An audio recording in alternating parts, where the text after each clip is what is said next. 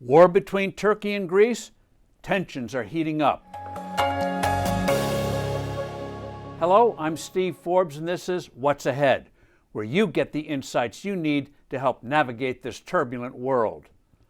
While we are focused on our upcoming elections, other crises are brewing that could have an outsized and adverse impact on the U.S.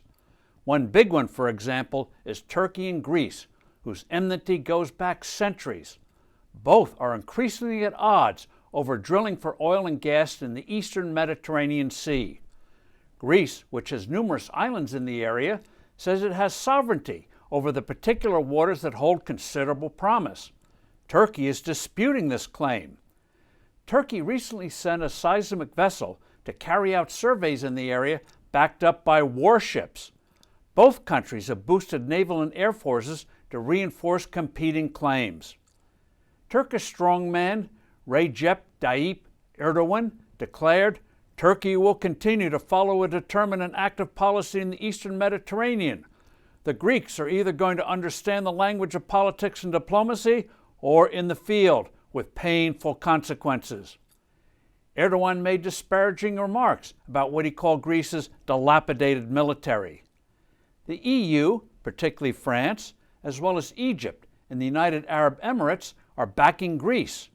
Turkey is holding live-fire military drills off the northern coast of Cyprus, while Greece, France, Cyprus, and Italy plan to do similar exercises there.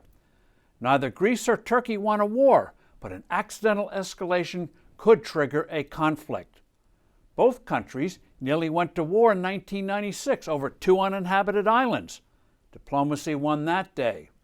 But in 1974, when Greece announced it would unite with Cyprus, where there is a sizable Turkish minority, Turkey invaded the island, seizing about a third of it, and eventually declaring that occupied zone a new country, the Turkish Republic of Northern Cyprus.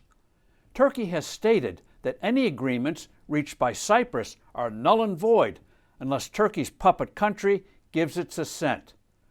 Fortunately, both sides are having technical discussions to avoid an accidental war, but tensions are still escalating.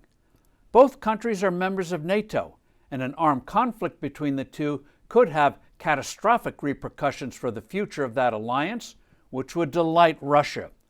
There could be other ugly consequences. Turkey, for instance, could send refugees it has from the Syrian war, there are over 4 million of them, into Greece and then the rest of Europe, something it briefly did a few years ago.